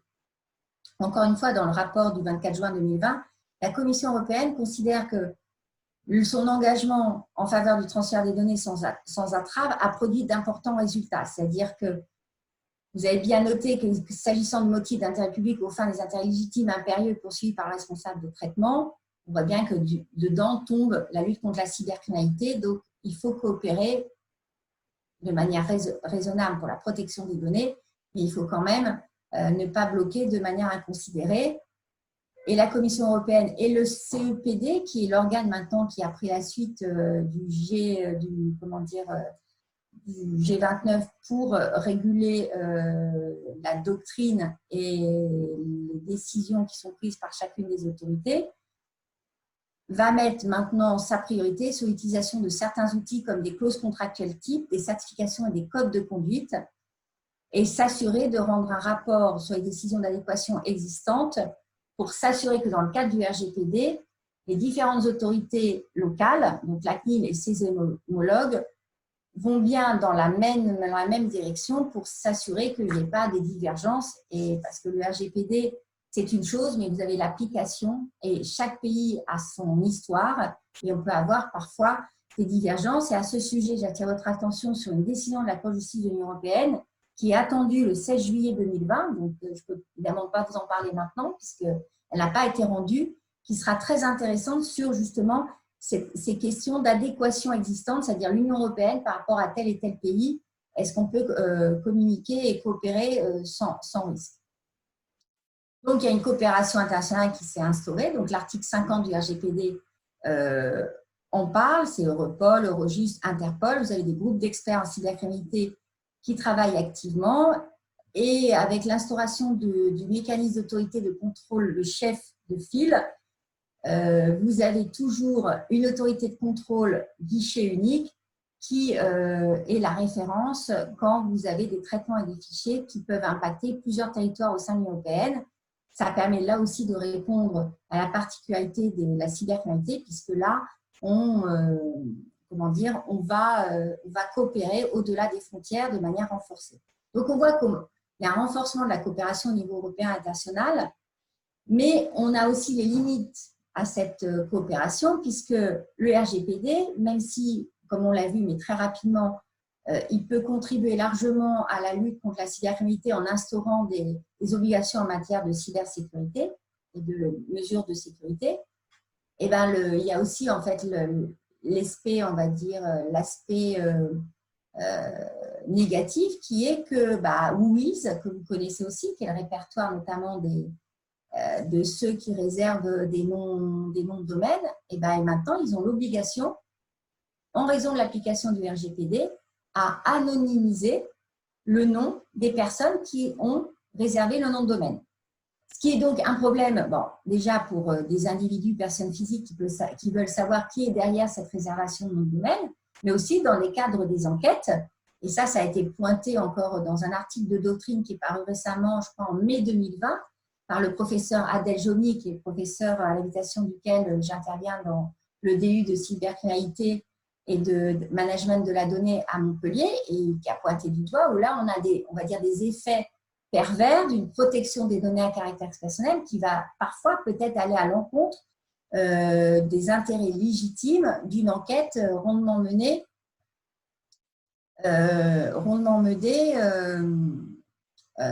par le service police. Donc, encore une fois, le RGPD est un outil souple à l'appui de l'élaboration de solutions numériques dans le contexte de la crise de Covid-19 qui a permis donc de développer une culture du respect de la réglementation dans les entreprises. Maintenant, On a une statistique qui dit qu'il y a plus de 69% de la population de l'Union européenne âgée de plus de 16 ans qui connaissent l'existence du RGPD. Et ils sont 71% à avoir entendu parler de leur autorité nationale chargée de la protection des données. Donc, ça permet de dire que le premier objectif qui était de sensibiliser les personnes a été rempli. Après, maintenant, il faut que ça soit suivi des faits, c'est-à-dire qu'ils en ont entendu parler, mais est-ce qu'à tout niveau, c'est-à-dire quand, par exemple, le Bluetooth, et je vous remercie, monsieur le professeur, d'avoir parlé de l'application Stoploid, parce que moi-même, j'ai fait un article sur mon site pour dénoncer effectivement, d'abord, si de deux choses l'une, soit c'était très efficace et on savait que c'était un outil qui permettait vraiment de lutter efficacement contre la pandémie, et dans ce cas-là, pourquoi utiliser le consentement? Parce que là, dans ce cas-là, on aurait eu une autre base légale pour mettre en place le traitement. Et puis, c'est l'utilisation de la technologie. On nous dit, mais non, il n'y a pas de problème. Mais en même temps, on nous dit, non, Bluetooth, ça veut dire que ça suppose que vous l'ayez activé tout le temps. Et quand on voit le nombre de personnes qui l'ont en réalité activé, il y en a très peu qui l'ont fait. Et même parmi les très peu, il y en a beaucoup qui ont désactivé parce que vu le retour dans l'effectivité de la mesure, on se rend compte que là aussi, dans la balance qu'on doit faire en disant, on accepte éventuellement de mettre en jeu notre vie privée et la protection de nos données à caractère personnel, mais encore faut-il qu'en face, il y ait une contrepartie qui serait éventuellement une lutte efficace contre une pandémie. Et là se posent toujours les questions de comment concilier différents principes qui peuvent être contradictoires, à la fois pour rester en vie, est-ce que je suis prêt à renoncer à mes libertés individuelles et à la protection de ma vie privée. Donc ça, c'est des sujets, on va dire, quasiment philosophiques auxquels je serais bien en peine de répondre. Ceci dit, pour terminer, je dirais que ce qui est important en France et ce qui s'est passé récemment, parce que là, je vais vous parler d'une décision du Conseil d'État du 19 juin 2020, c'est le fait que la CNIL a dû reculer récemment, puisque la CNIL avait mis en place des lignes directrices pour justement pallier l'absence encore d'adoption du règlement e-privacy sur les cookies et les traceurs. Et à cette occasion-là, on a considéré, nous, parce que comme je suis membre du GEST et je fais partie du comité, la commission enjeux réglementaires, j'ai contribué à la réflexion pour mener cette action devant le Conseil d'État au travers des différentes associations professionnelles, dont le GEST. On n'a pas gagné sur tous les plans, mais on a gagné sur ce plan-là, puisque la CNIL avait considéré de facto que les cookie walls étaient par nature, devaient être interdits. Alors, les cookie walls, pour mémoire, c'était la possibilité pour les éditeurs de presse en ligne de dire, dès lors que la personne ne donne pas son consentement à ce que des cookies soient collectés quand on consulte les sites de presse en ligne, dans ce cas-là, il fallait donner autorisation au site de ne pas livrer le service qui était gratuit de consulter les médias et de consulter des articles de presse, etc. Et la CNIL avait dit non, vous ne pouvez pas le faire.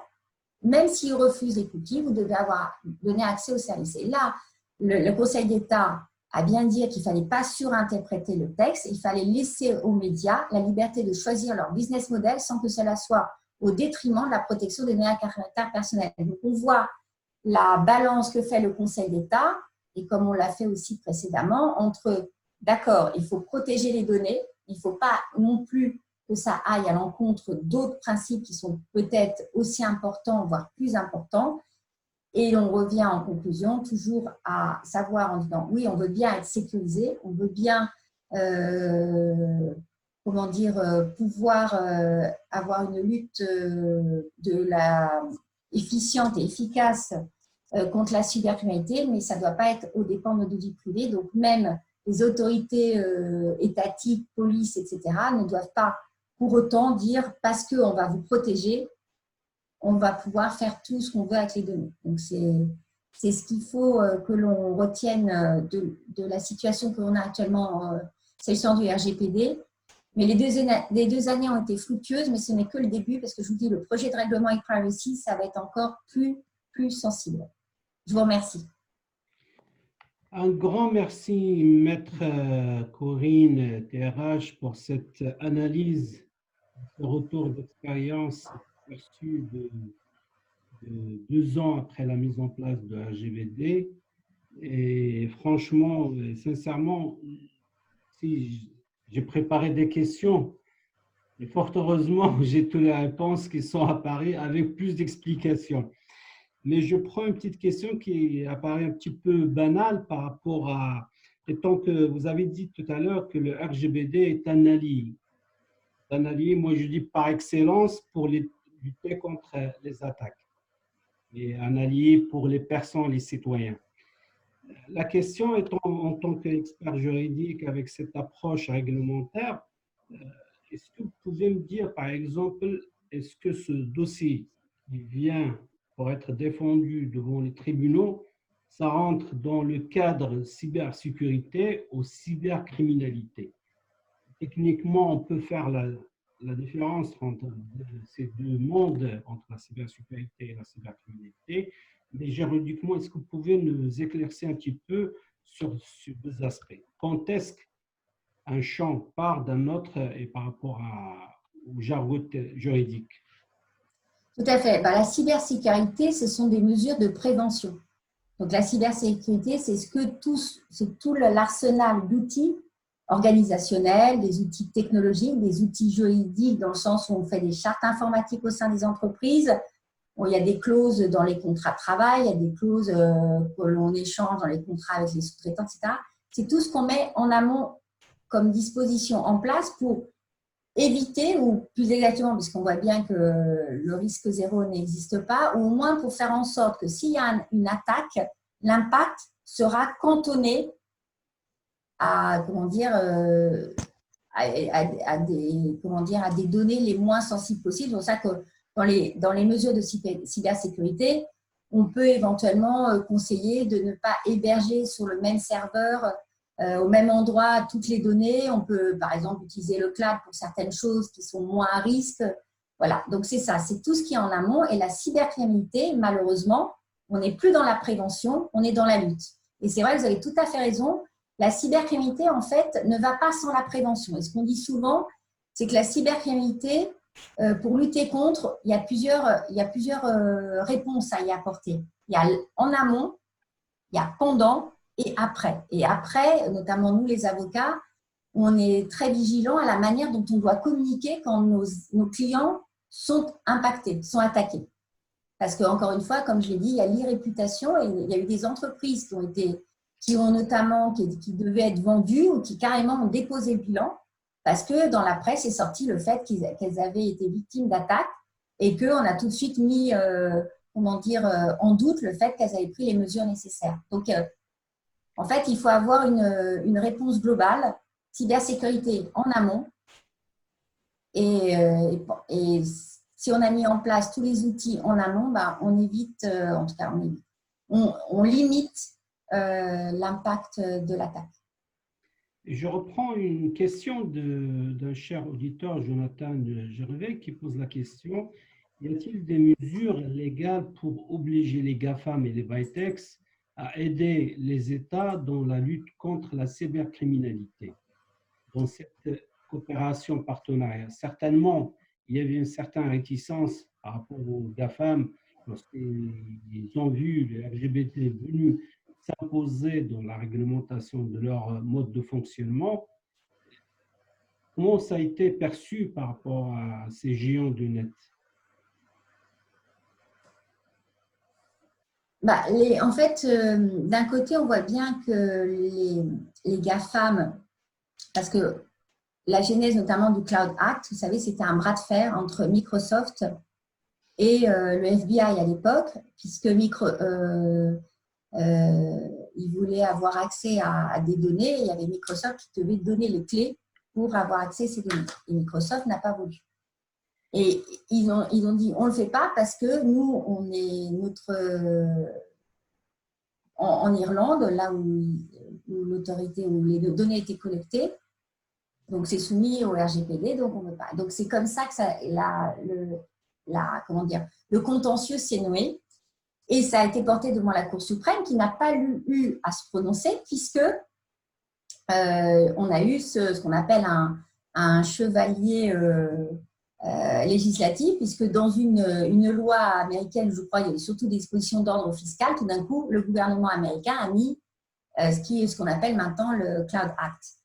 Et en fait, c'est là où on voit d'un côté les GAFAM communiquent en disant, vous voyez ce que je suis capable de faire, je protège les données de mes clients quand les autorités américaines, mais ça pourrait être d'autres autorités, me demandent de les divulguer.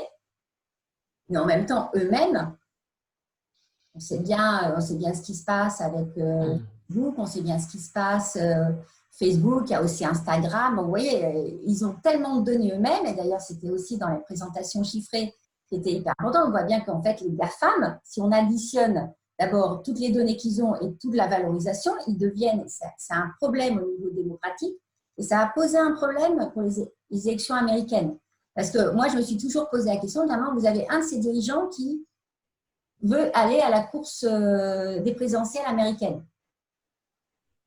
C'est-à-dire là, ça ne sera plus pour éventuellement, via Twitter, etc., éventuellement privilégier ou favoriser un candidat par rapport à un autre, comme on a vu, et d'ailleurs même, il y a eu même une forme de repentir de la part du dirigeant de Facebook à l'époque en disant là, je me rends compte que bon, j'ai peut-être fait en sorte que Trump soit élu. Donc c'est ça, en fait, c'est là on est en train de la cybercriminalité, mais je pense aussi qu'il y a même un sujet de faire en sorte de veiller à ce que nos principes démocratiques soient préservés. Et donc on voit bien que les GAFAM jouent double jeu en réalité.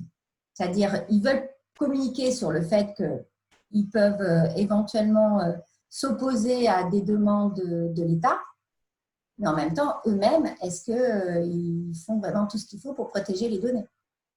Okay. Ben, merci, Maître Corinne, pour cette analyse, cette richesse aussi. Je reprends toujours le slogan « Apprendre pour comprendre ». C'est toujours le cas. On a appris beaucoup de choses. Merci beaucoup. Maintenant, on va passer à la troisième partie de cette webconférence avec notre cher docteur Mohamed Chawki. Mohamed Chawki, c'est le président fondateur de l'Association internationale de lutte contre la cybercriminalité, dont le siège est basé à Paris.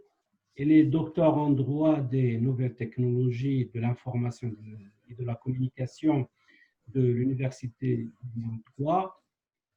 Sa thèse a été soutenue en 2006 sur la lutte contre la cybercriminalité en Europe et aux États-Unis.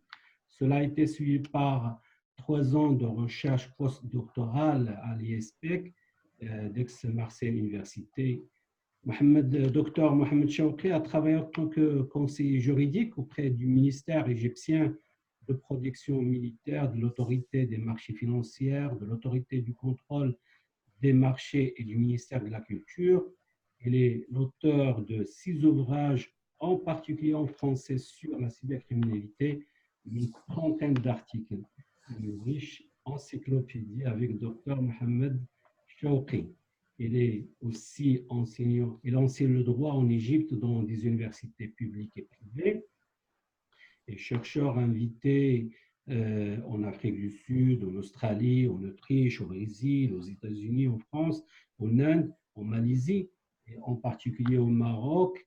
Cette belle carrière, tant académique et professionnelle, a fait l'objet de titres de reconnaissance d'un travail acharné. Je cite la médaille d'excellence du président d'Égypte en 1998, le prix international Claire au Canada en 2006 et la médaille du mérite du gouvernement brésilien en 2009. Docteur Chawki, je vous souhaite la bienvenue.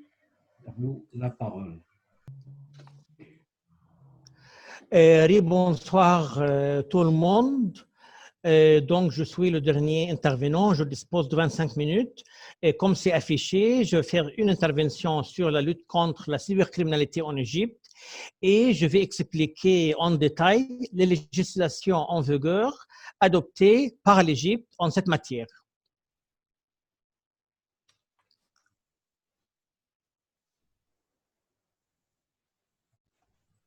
Ça ne change pas.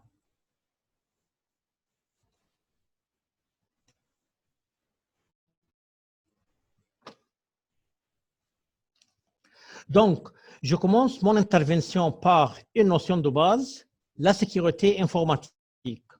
En général, la sécurité informatique vise normalement trois principaux objectifs. Tout d'abord, la confidentialité des informations, c'est-à-dire seulement les personnes autorisées peuvent accéder aux informations et ainsi on lutte contre le piratage informatique ou le hacking. Ensuite, la disponibilité des informations 24 heures sur 24, c'est-à-dire on trouve les données et les informations disponibles selon notre besoin tout le temps. Finalement, la protection de l'intégrité des informations, c'est-à-dire personne ne peut manipuler ou modifier les données que nous avons enregistrées. On a parlé de risque informatique. Le risque informatique, comme vous le savez, est la possibilité pour un délinquant de trouver des vulnérabilités dans les ordinateurs ou les réseaux et de causer un impact. L'impact peut englober l'intégration de données sans autorisation, la modification des données, l'espionnage informatique, l'intégrité des données, etc., etc. Donc, en général, dans l'éthique et la cybercriminalité. En sécurité informatique, nous avons une règle très importante. On n'a pas un système informatique qui est sécurisé à 100%. C'est une règle très importante. Je vous donne un exemple. Il y a des enfants, il y a des gamins qui ont réussi à accéder à la base de données du Pentagone, ministère de la Défense américain, très facilement. Dans cette optique, la règle, gérer le risque est le mieux que l'on puisse faire, car le risque nous coûte de l'argent et l'absence des moyens de sécurité nous coûte plus de l'argent.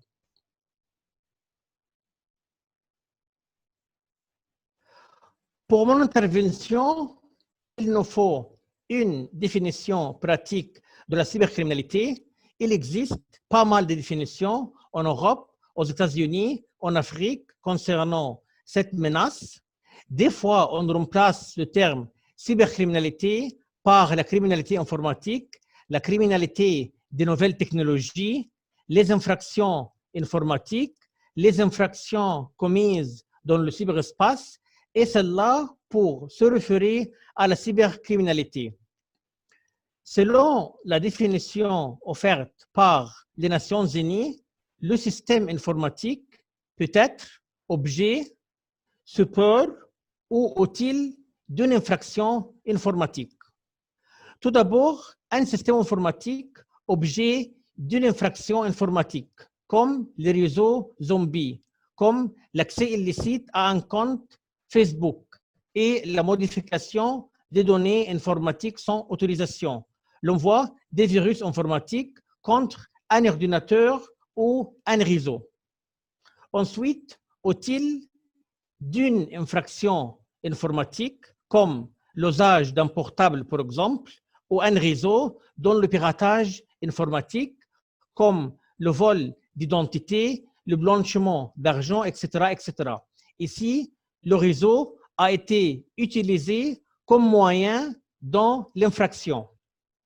Ensuite, nous avons support de l'infraction, comme l'enregistrement des informations concernant une infraction sur le disque dur d'un ordinateur par les trafiquants de la drogue, par exemple.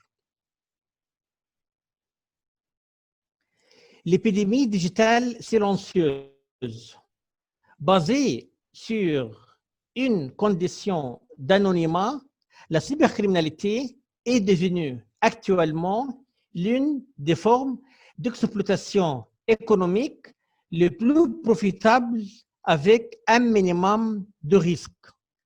Les secteurs, selon les statistiques, les secteurs les plus ciblés sont les services financiers et commerciaux en ligne, les réseaux sociaux, qui sont sources essentielles pour le vol d'argent et d'informations financières ou confidentielles.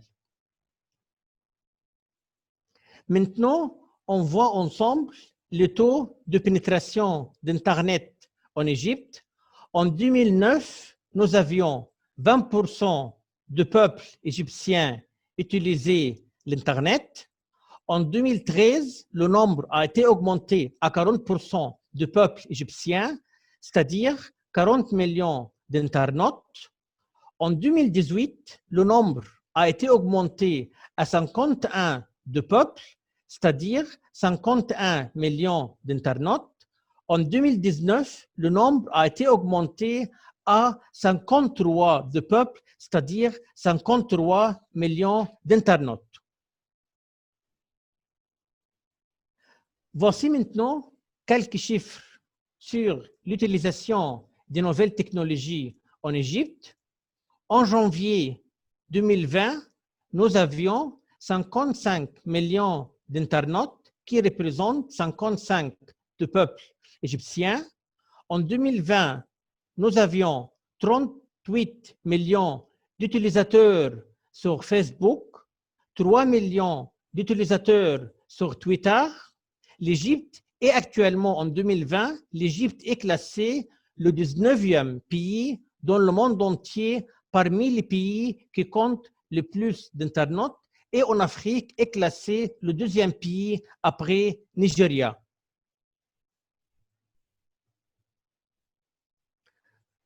Voici maintenant un point important à mentionner. Il s'agit du cadre juridique de lutte contre la cybercriminalité en Égypte.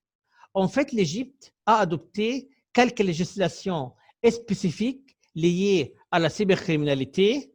Nous avons actuellement la loi 175 pour l'année 2018 relative à la cybercriminalité. Cette loi est entrée en vigueur en juin 2018 pour lutter contre les infractions informatiques. Je vous donne maintenant quelques informations sur cette loi, sur les infractions visées par cette loi. Tout d'abord, nous avons l'accès illicite au système informatique. Cette infraction est punie par l'emprisonnement d'un an au moins et d'une amende de 50 000 à 100 000 livres égyptiennes ou de l'une de ces deux peines. Nous avons une autre infraction, l'introduction des données dans un système informatique ou la suppression ou la modification des données que le système informatique contient ou leur mode de traitement ou de transmission. Cette infraction est punie par l'emprisonnement de 2 ans au moins et le paiement d'une amende de 100 000 à 200 000 livres égyptiennes ou de l'une de ces deux peines. Ensuite, nous avons l'intervention de fonctionnement d'un système informatique. Cette infraction sera punie d'un emprisonnement de 2 ans au moins et d'une amende de 100 000 à 200 000 livres égyptiennes. Également, nous avons l'accès à une boîte mail sans autorisation. C'est toujours dans la même législation. L'accès à une boîte mail sans autorisation est puni d'un emprisonnement de 6 mois au moins et d'une amende de 50 000 à 100 000 livres égyptiennes ou de l'une de ces deux peines. Un article très intéressant dans notre législation, le blocage des sites web. L'article 7 de cette législation donne l'État égyptien le droit de bloquer les sites web qui publient un contenu qui est considéré une infraction selon la législation égyptienne en vigueur, comme par exemple la pornographie enfantine. Aussi, la fraude à la carte bleue est considérée une infraction dans cette loi.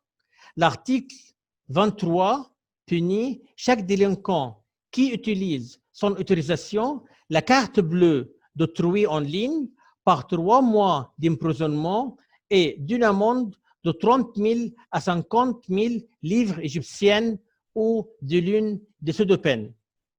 Aussi, dans cette législation, le spam est considéré une infraction et puni d'emprisonnement de 6 mois et d'une amende de 50 000 à 100 000 livres égyptiennes ou de l'une de ces deux peines. Les fournisseurs d'accès en Égypte qui ne bloquent pas un site web de contenu illicite selon une décision du tribunal criminel compétent est puni d'emprisonnement d'un an et d'une amende de 50 000 à 1 million de livres égyptiennes ou de l'une de ces deux peines. Donc, c'était la loi essentielle en matière de lutte contre la cybercriminalité en Égypte qui est entrée en vigueur en 2018. Nous avons ensuite la loi numéro 15 pour l'année 2004 relative à la signature électronique. Cette loi, une valeur juridique à la signature électronique comme un moyen de preuve, la loi punit le fait de manipuler une signature électronique ou l'utilisation illicite d'une signature électronique sur Internet ou hors Internet par une peine d'emprisonnement jusqu'aux 3 ans et d'une amende jusqu'aux 100 000 livres égyptiennes. C'est la deuxième loi. Ensuite, nous avons la loi numéro 82 pour l'année 2002 relative à la protection de la propriété intellectuelle. Cette loi protège la propriété intellectuelle et artistique qui s'applique aux œuvres de l'esprit et composée de droits de l'auteur et de droits voisins. La propriété industrielle est protégée sur Internet. Toute violation de cette loi sur Internet ou hors les réseaux Internet est punie par l'emprisonnement ou l'amende ou ces deux peines selon l'infraction commise. Finalement, nous avons en Égypte la loi sur la protection des mineurs. Selon cette loi, le mineur est chaque enfant moins de 18 ans. Cette loi a été modifiée en 2008 pour insérer un nouvel article qui punit le fait d'utilisation du réseau Internet pour abuser sexuellement un mineur. Et ce fait est puni par l'emprisonnement. En Égypte, la loi numéro 120 pour l'année 2008 a créé les tribunaux économiques. Les tribunaux économiques ont été créés dans chaque cour d'appel. Les tribunaux économiques se composent des tribunaux de première instance et de cour d'appel, selon le premier article de cette loi. Ces tribunaux fonctionnent depuis le 1er octobre 2008 et ont une compétence sur les affaires liées aux questions économiques et commerciales, y compris celles importantes de droits de propriété intellectuelle et de la cybercriminalité.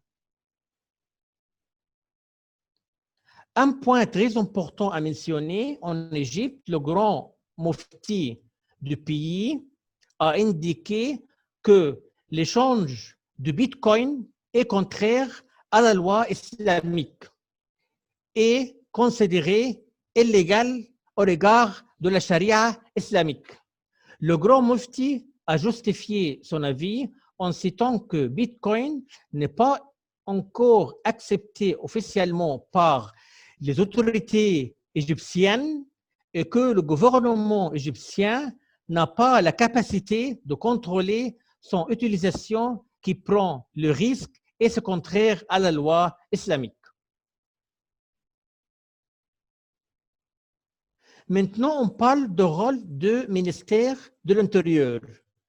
Le ministère de l'Intérieur égyptien joue également un rôle très efficace dans la lutte contre la cybercriminalité. En 2002, un office central de lutte contre la cybercriminalité a été créé au sein du ministère.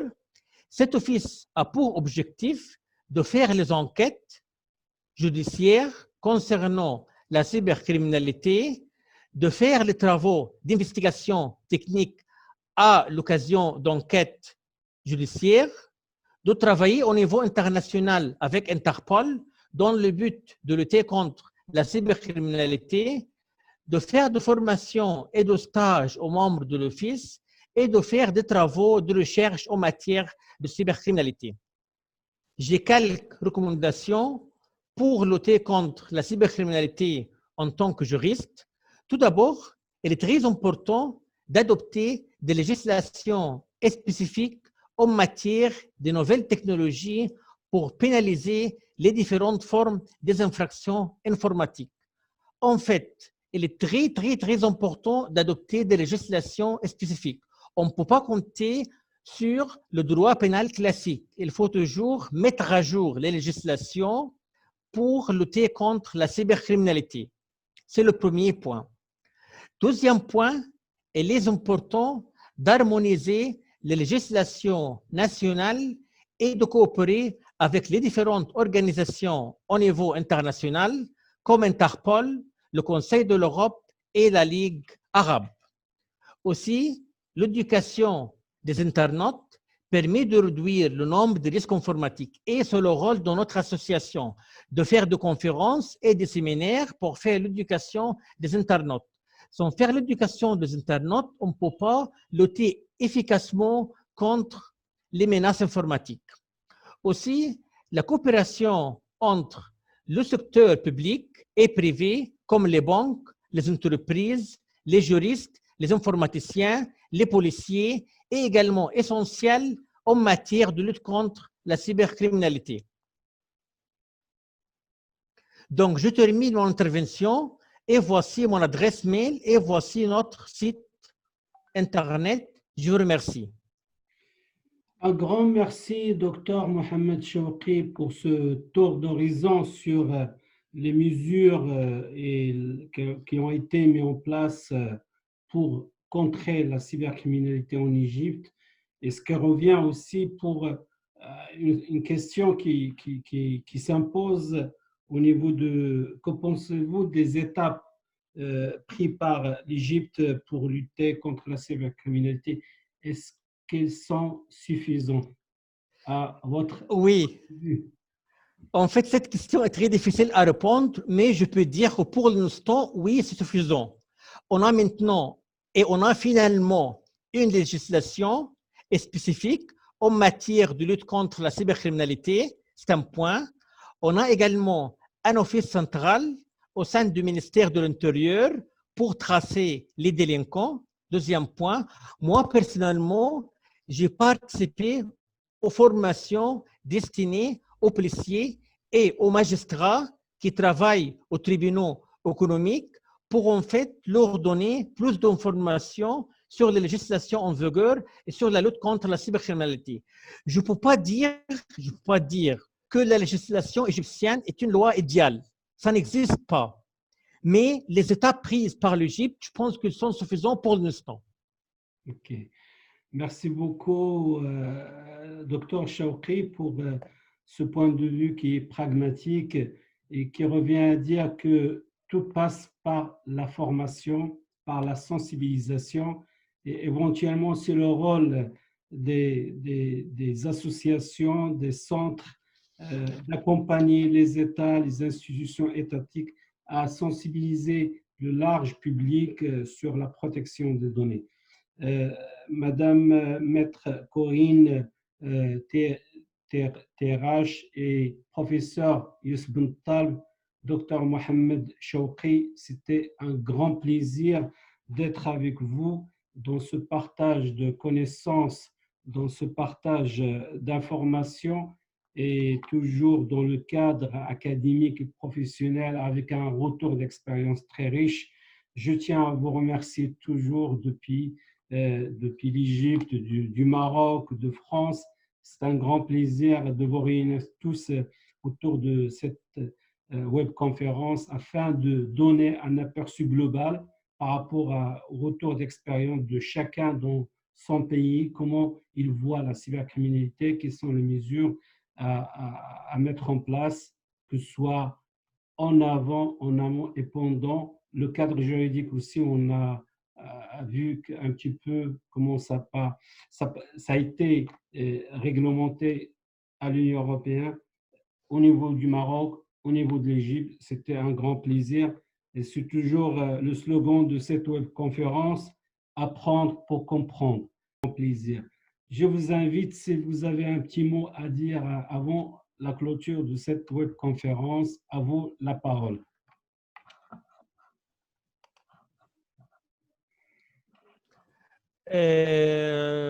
Donc, nous sommes arrivés à la clôture du webinaire. Je vous remercie tous et toutes. Pour terminer notre webinaire, je vous annonce quelques recommandations.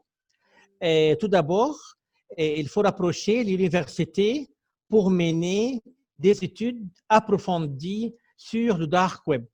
Et ensuite, il faut revoir la notion des données personnelles pour l'adapter aux nouvelles innovations technologiques, à savoir, par exemple, le profilage via l'intelligence artificielle.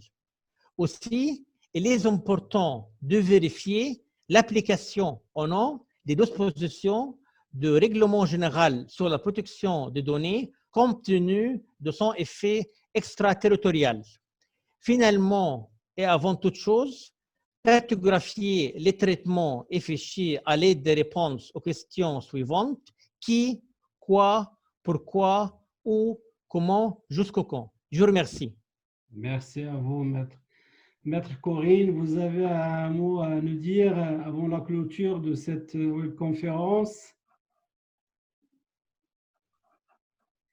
Votre micro. Je voulais juste vous remercier tous de m'avoir permis de participer à cette visioconférence qu'on fait de plus en plus maintenant, puisque malheureusement, on ne peut pas trop bouger de chez nous. Donc, merci encore. Et je trouve qu'à chaque fois que je participe à ce genre d'événements avec de brillants experts comme vous, on apprend toujours parce que ça permet aussi de réfléchir et en tout cas, à la fois d'exposer, mais aussi de recevoir beaucoup en termes de connaissances. Donc, merci encore pour ces moments de partage et toujours aussi précieux. C'était toujours un grand plaisir, maître Corinne Terrer. Monsieur professeur Youssef Bental, à vous. Merci beaucoup, Ahmed. Merci vraiment pour ce débat qui est riche. Et également, c'est un plaisir pour moi en fait, de débattre ce sujet à côté des experts en fait, de renommée qui sont à côté de moi. Et comme tu l'as dit déjà, donc j'ai beaucoup appris que ce sujet en fait de cybercriminalité ne cesse en fait d'engendrer des questions vraiment pertinentes qui méritent toujours un travail continu et sans arrêt. Donc merci à mes chers collègues, Madame Corinne, cher docteur et ami professeur Mohamed Chaouki, à vous-même, c'est Ahmed, pour la façon avec laquelle vous avez animé en fait tout professionnalisme en fait cette webinaire. Et je n'oublie pas quand même à remercier nos télé en fait participants qui nous ont suivis derrière leurs écrans dans cette en fait phase en fait difficile en fait de la pandémie de Covid-19. Merci beaucoup à tout le monde et à la prochaine fois. C'est très gentil de votre part. Et avant de clôturer, je tiens à remercier nos chers auditeurs, auditrices de leur passion, de leur participation. Un grand merci. Et je tiens à signaler aussi que cette webconférence sera en replay sur notre page du Centre marocain de recherche polytechnique et d'innovation. Et éventuellement, les réponses à certaines questions qu'on n'a pas pu les dicter à nos chers intervenants, peut-être ils seront par la suite affichés sur la page. Merci à vous et à bientôt. Merci.